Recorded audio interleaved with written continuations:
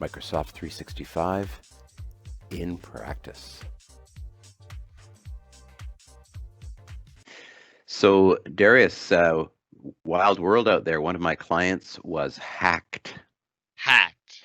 Yes, a malicious intruder was in their systems. I don't know the details because I'm the Microsoft 365 consultant. They've been asking for my help because the only systems left running for a while there anyway were the Microsoft 365, which was unaffected. So I'm no cybersecurity expert by any means, but one of the things that I've been looking at a lot lately is passwords. So I've learned a bit that I'd like to share here with our listeners. The technical term for the process you go through in logging on to Microsoft 365 or any system is called authentication, sometimes called the challenge.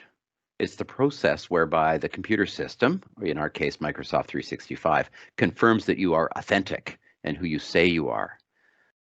There are a lot of articles out there, so I won't get into too much detail, but usually authentication is based on something you know that no one else knows, or sometimes something you have, like a hardware key or a cell phone. The most common what you know method is a password that you invent and don't tell anybody else what it is. So that's worked great for many years, but now computer hackers, identity thieves, and those malicious types have developed some very sophisticated password cracking tools. Over the years, these hackers have downloaded lists of passwords and they can take a look at the patterns that people normally use. You know, like sequential numbers and letters, or the word password, or pet names and birth dates, these kind of things. What I want to talk about first of all is, rather than think about a password, think about a passphrase, a pass sentence. What I've been taught by one friend of mine, and then I verified it with some online research, is that longer is better for passwords. Sometimes it's a case of brute force cracking, and the more characters you have, the longer it takes for people to find out your password with these algorithms. So many sites are now recommending at least 14 or 20 characters for your password. So I have enough trouble remembering that my password is password1234. Take that to the bank, hackers. Take that to the bank. But what about if your password is password, this is my password 1234 what? A bunch of random words. Well, the way around it, of course, is to create a sentence or a passphrase. So one idea here is that you take a common phrase that you like and use that as your passphrase. It's long, include the spaces in there. The spaces are actually good, and it's harder to crack. The H word is effectively a variable. What do you think about your password just being a series of random characters and numbers? Yeah, those are the hardest ones to crack and the hardest ones to remember. So one of the tools that we recommend is a password management tool. Do you use a password manager? I do not. Okay, so I've used RoboForm for years. You might have even seen it pop up in some of these videos. And it's down here in my system tray.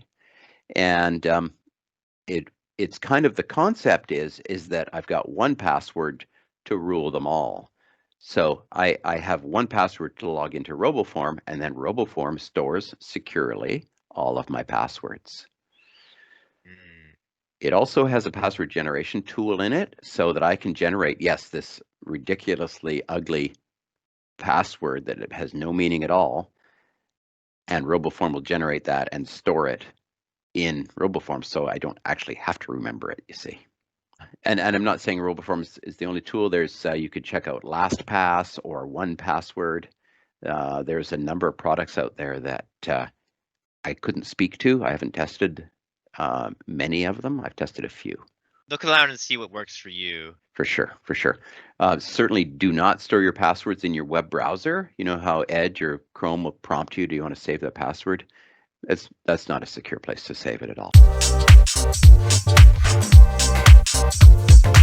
The thing I want to talk about now is multi-factor authentication, sometimes called two-factor authentication. So the first way is your password. So that's still on the table as being, it should be a good password. But then the second way is usually your cell phone that you probably, remember I said authentication is about what you know or what you have? The hacker in Russia probably doesn't have your phone. So what multi-factor authentication will do is tell Microsoft 365, yeah, every time I log in, send a message to my phone to say, hey, it appears this Jerry Brimacone character is logging in. Do you want to let him in or not? And then I pick up my phone and say, of course, I'm sitting right here. And there's an application that runs on the iPhone or the Android called Microsoft Authenticator. And Authenticator will work with the facial recognition and such, and it makes it quite easy for the Microsoft 365 to talk to your phone and say, you know, get confirmation that this user is in fact who he says he is. myaccount.microsoft.com. You can get there also when you're logged in, if you're logged in up here from your picture, view account. This is where you manage your account, including changing your password. And this security info is where I want to take you now. Keep your verification methods and security info up to date. We'll click on Update Info.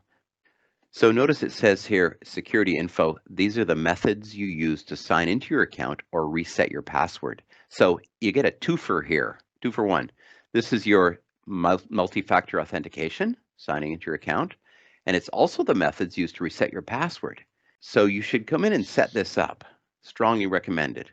You can add a method, and the different methods of logging in. So authenticator, email, alternate phone, office phone, etc. So your alternate email might be your personal email.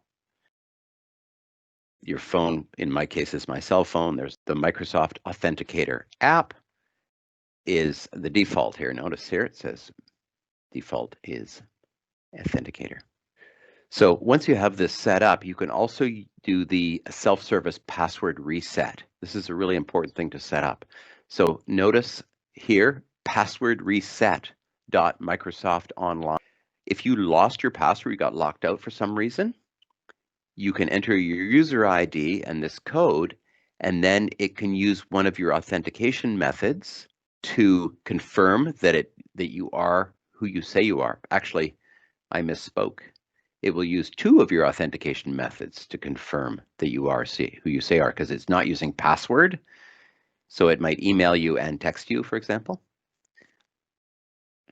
But if you don't set up this information first, you can't do that self-serve password reset, and you're going to be in trouble.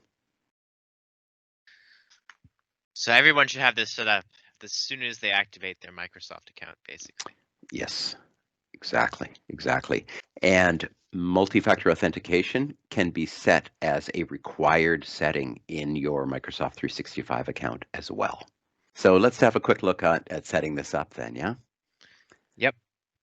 So go into admin panel, and let's pretend that I don't remember where to set it. So I'll search for it, multi-factor authentication settings. Oh, there it is.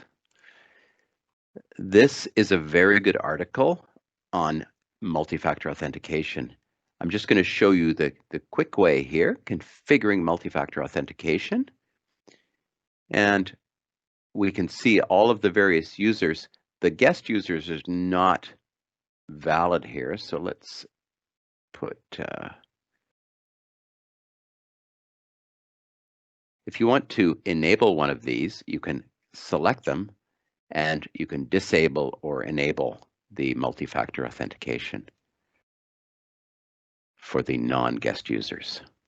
So this would enable multi-factor authentication for this particular user. So that's what I wanted to cover with passwords, Darius. Get out there and stay safe. Oh, yes. I'll try my best. Yeah, I'm going to set my new password to I hate COVID-19, but I'm going to misspell 19.